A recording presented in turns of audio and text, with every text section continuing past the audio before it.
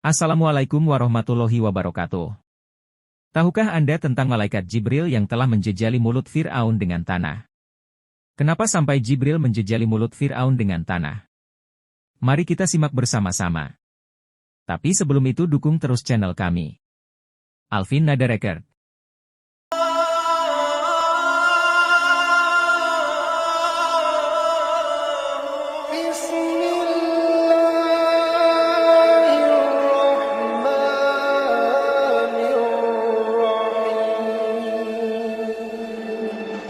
Terima kasih. Saat malaikat Jibril menjejali mulut Fir'aun dengan tanah, Fir'aun melampaui batas. Tapi, rahmat Allah tanpa batas. Di titik inilah, malaikat Jibril justru cemas.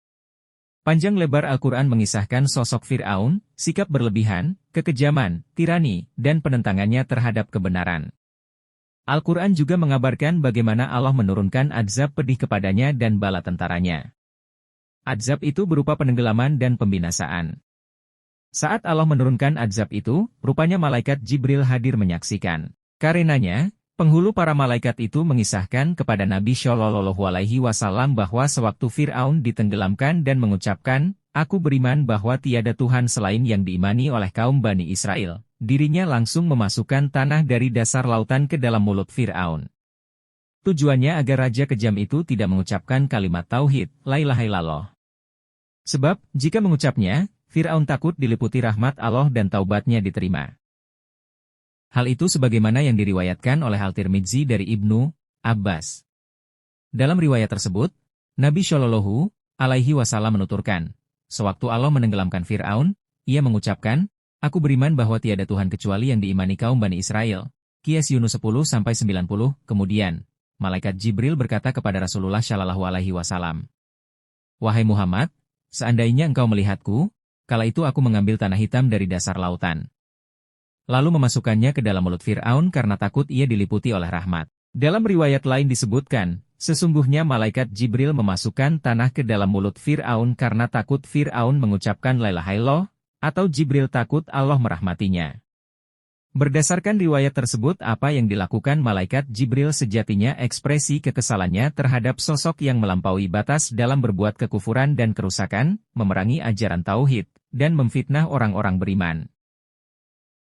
Mengapa malaikat Jibril tak menginginkan Allah merahmati dan mengampuni Fir'aun? Jawabannya, karena Fir'aun adalah sosok yang melampaui batas hingga Nabi Musa alaihi salam habis kesabaran dan pernah berdoa agar hatinya dan hati bala tentaranya dikunci mati, hartanya dibinasakan, dan mereka tidak beriman hingga melihat siksaan yang pedih. Sebagaimana dilansir Al-Quran, Musa berkata, "Ya Tuhan kami, sesungguhnya Engkau telah memberi kepada Fir'aun dan pemuka-pemuka kaumnya perhiasan dan harta kekayaan dalam kehidupan dunia. Ya Tuhan kami, akibatnya mereka menyesatkan manusia dari jalan Engkau. Ya Tuhan kami, binasakanlah harta benda mereka, dan kunci matilah hati mereka, maka mereka tidak beriman hingga mereka melihat siksaan yang pedih." Beberapa pelajaran penting yang dapat dipetik dari hadits tersebut adalah betapa besarnya rahmat Allah, sampai-sampai malaikat Jibril, sebagai makhluk yang paling mengetahui zatnya, merasa takut jika rahmatnya meliputi Fir'aun dan mengucap kalimat tauhid, la ilaha illallah, sewaktu ditenggelamkan.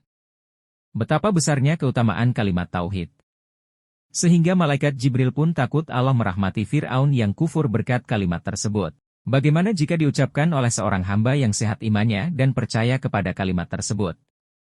Tak diragukan lagi, mengucapkannya melahirkan pahala dan balasan yang besar.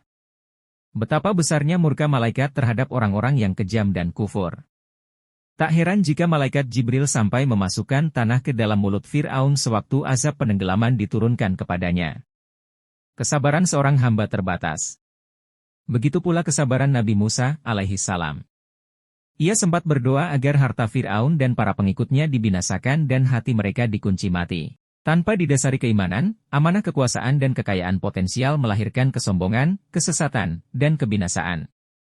Kisah ini juga menguatkan bahwa keimanan adalah sia-sia dan pintu taubat akan ditutup saat azab diturunkan, sakaratul maut, atau hari kiamat, kecuali Allah menghendaki lain.